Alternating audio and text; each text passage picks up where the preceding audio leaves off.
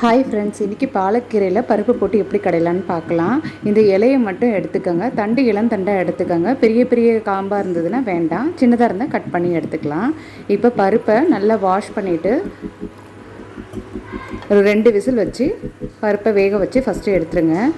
இந்த மாதிரி பண்ணால் இந்த மெத்தடில் கீரையோட இதுவும் நமக்கு நல்லாயிருக்கும், ஹெல்த்துக்கும் நல்லது. பூண்டு ஒரு 5லேருந்து 6 பல் எடுத்துக்கோங்க பருப்போட. அதோட ஒரு வெங்காயம், 2 சின்ன தக்காளி அதையும் கட் பண்ணி வச்சுருக்கிறத அப்படியே இதில் போட்டுருங்க பருப்பில்.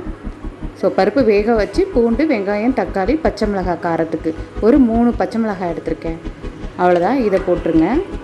இப்போ இதுக்கு தேவையான குழம்புக்கு தேவையான உப்பு, கல்லுப்பை யூஸ் பண்ணுங்கள், அதை போட்டுட்டேன்.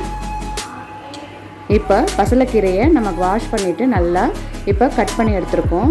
ரொம்ப பொடியை கட் பண்ணிடாதீங்க, அதில் இருக்கிற இதெல்லாம் ஆரோக்கியமெல்லாம் போயிடும். காய்கறிகளை எப்போவுமே ஃபைனாக கட் பண்ணாதீங்க. ஸோ ஓரளவுக்கு கட் பண்ண இந்த கீரையை நான் இதோட போட்டுக்கிறேன்.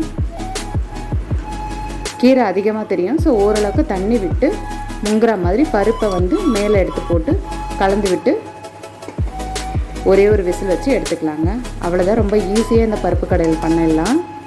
இப்போ கிண்டி விட்டுட்டு இப்போ ஒரு விசில் எடுத்துக்கலாம், அதிகமாக வேண்டாம். இப்போ இந்த சூட்லேயே நீங்கள் மத்து வச்சு கடையிறனால கடைஞ்சிக்கலாம், இல்லை ஆறுனதுக்கு பிறகு மிக்சியில் ஒரே ஒரு சுத்து போட்டு எடுத்தாலும் ஓகே தாங்க. இப்போ இதை நம்ம தாளித்து எடுத்துக்கலாங்க. இப்போ நான் ஒரு பேன் வச்சு ஆயில் 1 ஸ்பூன் விட்டு உளுந்து 1 ஸ்பூன் போட்டிருக்கேன்.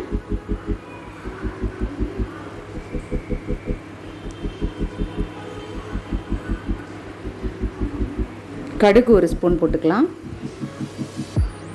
காஞ்ச மிளகாய் 1, பச்சை மிளகாய் ஆல்ரெடி போட்டிருக்கோம், ஸோ 1 போட்டிருக்கேன். இப்போ கருவேப்பிலை கொஞ்சம் போட்டு, பெருங்காயம் கொஞ்சம் போட்டு, நெய் 1 ஸ்பூன் விடுங்க. எந்த கீரை குழம்பாக இருந்தாலும் சரி, சாம்பாராக இருந்தாலும் சரி, நெய் போட்டிங்கன்னா டேஸ்ட்டும் நல்லாயிருக்கும், சுவையும் ரொம்ப நல்லாயிருக்கும், அதே சமயம் வாசனையும் நல்லாயிருக்கும். இப்போ கடைஞ்சி வச்ச இந்த கீரையை இதோட கொட்டிக்கலாங்க.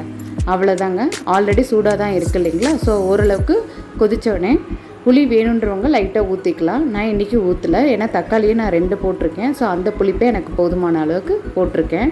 அவ்வளோதான், கொத்தமல்லி போட்டு இறக்கிடுங்க. ரொம்ப கொதிக்க விட வேணாம் கீரை குழம்பு, லைட்டாக கொதித்தோடனே. பாலக்கீரையில் விட்டமின் டி இருக்குது, ஸோ நிறைய சேர்த்துக்கங்க. விட்டமின் டி ரொம்ப நல்லது உடம்புக்கு.